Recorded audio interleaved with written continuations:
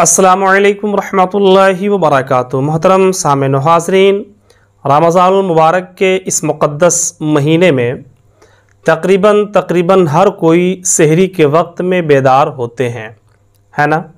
आप भी जब सहरी का वक्त होता होगा तो आप भी बेदार होते होंगे। और हम क्या करते हैं कि जब सहरी का वक्त हो जाता है हम सहरी करते हैं और सहरी करने के बाद फिर हम उसके बाद नमाज की तैयारी में लग जाते हैं, नमाज फ़जर की तैयारी में हम मुराफ़ज़रात लग जाते हैं। तो इस ताल्लुक़ से मैं आपको बताऊं कि जब आप सहरी के लिए बेदार हों, जब आप सहरी के लिए उठें तो एक काम ज़रूर कर लिया करें।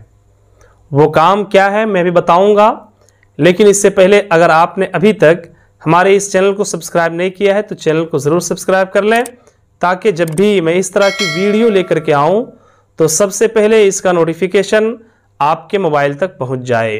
तो मोहतरम सामिन व हाज़रीन, रमज़ानुल मुबारक के अलावे दिनों में सहरी के वक्त में सिर्फ़ वही लोग बेदार होते हैं, सिर्फ़ वही लोग उठते हैं जो तहज्जुद की नमाज़ पढ़ते हैं। यानी सहरी के वक्त में उमूमी तौर पे सभी लोग नहीं बेदार होते हैं, बल्कि सिर्फ़ वही लोग बेदार होते हैं जो तहज्जुद की नमाज़ पढ़ते हैं। लेकिन रमज़ानुल मुबारक के महीने में तो तकरीबन हर कोई, जितने भी रोज़ेदार हैं और जो रोज़ा नहीं रखते वो भी सहरी के वक्त में बेदार हो जाते हैं।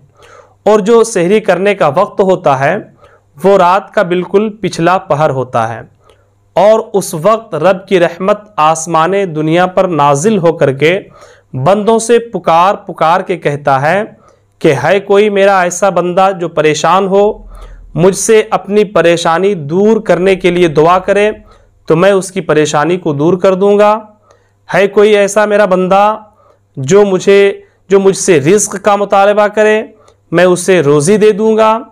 है कोई ऐसा मेरा बंदा जो मुझसे गुनाहों की मग़फ़िरत का मुतालबा करे, मैं उसके गुनाहों को बख्श दूंगा। इस तरह से रब की रहमतें आसमाने दुनिया पे आकर अपने बंदों से पुकार पुकार के आवाज़ लगाती है।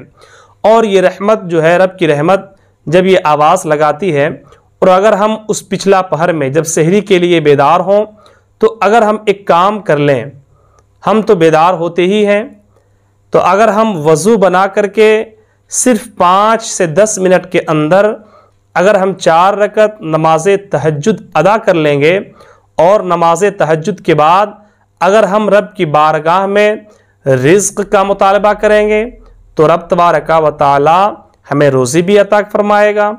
अगर हम परेशान हैं तो अगर हम परेशानी की दूर और परेशानी को दफ़ा करने के लिए रब की बारगाह में दुआ करेंगे तो रब तबारक व तआला उस वक्त की दुआ को कबूल फरमाएगा।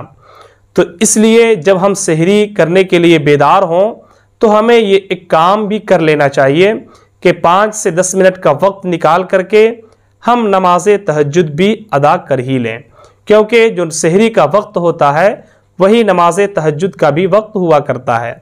और जो ही सहरी का वक्त ख़त्म, नमाज फ़जर का वक्त शुरू, बस ये समझ लिया जाए कि तहज्जुद का वक्त वहाँ पे ख़त्म हो जाता है।